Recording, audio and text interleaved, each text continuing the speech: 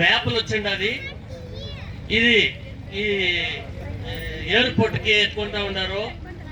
ఇవంతా వచ్చినదాన్ని కనిపెట్టుకొని 24వ తారీఖు ఇంకా స్టార్ట్ చేసి మాట్లాడుతూ ఉన్నాము. కానీ ఇప్పుడు 20 దినాలుగా మాకు నిద్ర లేదు, ఆగారం లేదు, పోరాడుతూ ఉన్నాము. అన్నోళ్ళు అన్నీ చెప్పిండారు. కానీ ఒసూరు తాలూకాలో ఎంత 3 సిప్ కార్డులు పోయా, 12 హౌసింగ్ బోర్డులు పోయా. కానీ ఇప్పుడు రోడ్లకు ఎస్టీఆర్ రోడ్లకు పోయా, రింగ్ రోడ్లకు పోయా, డ్యామ్ కాలువలకు పోయా, ఇప్పుడు ఎయిర్పోర్ట్ కావాలంటా ఉన్నారు. దీనికి పోతుంది 34,000 ఎకరాలు పోతా ఉంది. అంటే మనము నిద్ర పోయేట్లేదు.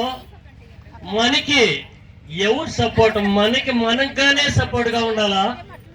మేము రాజకీయ నాయకుల్ని ఒక కచ్చి కాదు, అన్ని కచ్చిలోళ్ళని మేమంతా చూసుకుంటున్నాం. ఎవరు మన కష్టాలని ఇప్పుడు ఆపుతా లేదో విల్లంగం పెట్టుకొని ఆడికి పోవద్దండా, రైతులు కూటానికి పోవద్దండా అని చెప్తారే.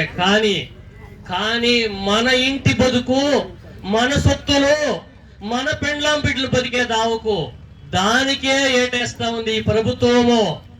కానీ ఇప్పుడు చాలా చెప్పాల్సి ఉండేది లేదు, అన్ని చెప్తా ఉన్నారు ఇక్కడుండే అన్నోళ్ళు. కానీ దీనికి స్వతంత్ర పోరాటానికి ఏమి చేసి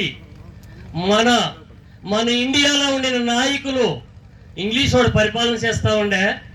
ఆ పొద్దు మా స్వతంత్రం మాకు కావాలా, ఇంగ్లీష్ వాడు తీసుకొని పోతా ఉన్నాడు, మాకే కావాలని ప్రభుత్వాన్ని మనకి తెచ్చి పెట్టిండారు ఆ పొద్దు.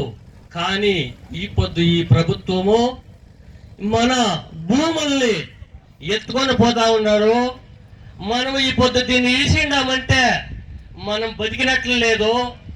1947లో మనకేసి స్వతంత్రంగా ఎట్లా వచ్చినో అదే మాదిరిగా ఈ పొద్దు 1909 స్వతంత్రాన్ని మనం ఎట్లా కాపాడుకోనాలా.